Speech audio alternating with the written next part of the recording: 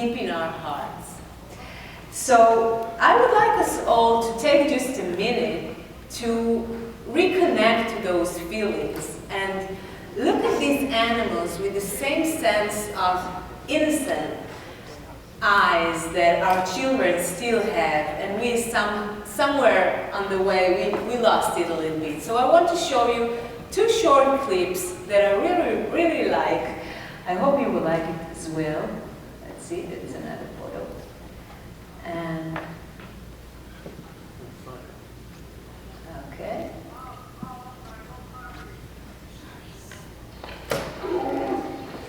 This is Herbie. He's a calf, about 6 months old. And look what happens when a calf, a rescued calf in farm sanctuary, gets the chance to play with a ball. Now we never see that because we don't give the calves in the industry balls and time for playing around. But he acts like any one of my dogs would act. Now he has his girlfriend over there, but she's a little terrified. Oh no, she runs away. She doesn't like this game. And there's another short video. Oops. Okay. The next video. Nice one. Yeah. Handling it. These are two lambs also rescued from the industry. They're playing in the house, and if you look carefully, you will see that there's another animal watching them. You see the dog, you will see in a minute again. He looks pretty shocked by their emerging energy. They're so sweet, every time I watch this video, I can't believe that I look at these creatures and thought of them as food, Lambs in the industry usually are being slaughtered by the age of 5 months. They're actually babies, and they're so sweet. Okay, so I've learned that conscious eating means protecting lives, saving lives, but I ask myself, what's in it for me? Okay, so I'm helping others, I'm helping animals, but what about me in this story? So the thing I discovered is that every day since I became vegan, my body thanks me for not putting into it all these saturated fats and cholesterol and toxics and drug residues and whatever other hidden ingredients that we have in the animal products that we eat.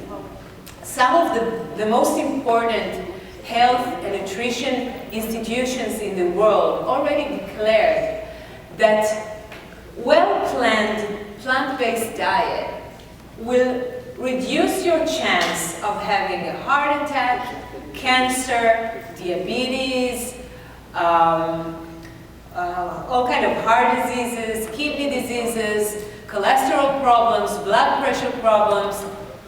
It's truly one of the things that is the best, one of the best diets, if not the best diet for you.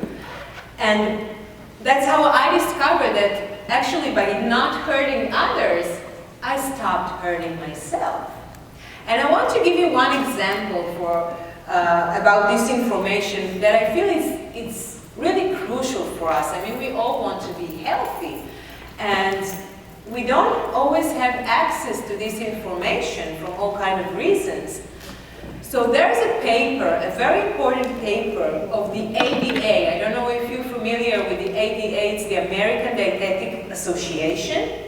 This is the most important nutritional institute in the world. And they have a paper about plant-based diet that they issued already in 2009. And they took all kinds of diets and compared them. They took the people that eat everything, vegetarians that don't eat meat, but eat dairy products and eggs, and vegans that are totally plant-based diet, on a totally plant-based diet. So one of the numbers that, caught my ear, I'm not a doctor and I'm not a nutritionist, but I do lecture with a doctor, a long-time doctor, that she talks about this important paper, and she taught me a few details about it. So I want to share with you a number that really caught my ear. There is a very important research that appears in this paper, and in this research they found out that as a vegetarian, I reduced my chance of dying from a heart attack by 24%. Now, this number is huge because heart attack is the first or second reason of death, depends where you live, in the Western world. So these are many, many lives that we can all save. I mean, it's our decision. And then came the second number. They checked and compared also to a total plant-based diet, as I told you before. And they found out that as a vegan, I reduce my chances of dying from a heart attack by 57%. You can check me on that. And this is really amazing. Now, these are only few numbers, and only a certain research. It was a huge research, and of course very reliable one that the ADA checked it very carefully. But I just give you this, glimpse into this report because I believe that any one of us should know these facts, and I wish you will look it up and check it for yourself because it is really very important to all of us. So I found out that conscious eating is saving lives and is good for my health, and this is great, but it is also the best thing that all of us can do as single persons to protect our planet, to protect the environment. And this is because the livestock industry is one of the most polluting and wasteful industries on Earth. And this issue is so important. The livestock industry pollutes the air more than all the vehicles in the world together. It's something that's really difficult to imagine, but it is true. It wastes so much water that by becoming a vegan, I actually save 5 million liters of water every year. Just me, just one person. And it uses about 70% of agricultural lands to feed the 60 billion land animals that humanity eats every year. Someone needs to feed all these animals, and we do feed them. But if we would have used these lands to feed people instead of all those animals, we would have ended world hunger. Now, these are only, again, few numbers out of a very well-known report of the UN. Okay, these are the words. Called Livestock's Long Shadow. This report was published at 2006, and it has many more numbers and information that I think we all, as individuals, must understand that there is a tight connection between what we eat at home in lunch, that we think that is something that we're doing just, it's between me and myself, and actually it affects the world. And we must think about it because, this environment issue is our home. It's the only planet that we have. And it's the only planet that we're going to leave to our children and our grandchildren.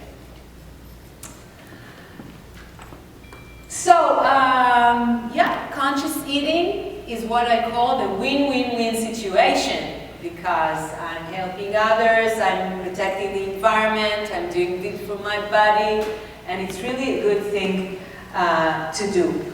And behind all those reasons that so many people choose this way of living lay very deep and important values that we all appreciate. Values of helping, of caring, of protecting, of giving. And I believe these are the same values that lay in the basis of Judaism as well. And that's why it doesn't surprise me to see that so many Jewish people, and even religious Jewish people, embrace this way of living. And today we have vegan rabbis in Israel that lecture all over the country about the connection between Judaism and veganism.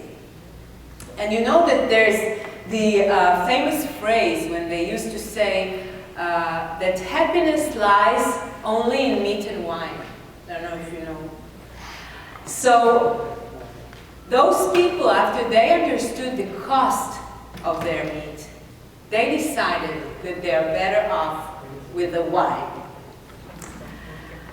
Now, before I wrap it up, I would like to assure you of another very important thing.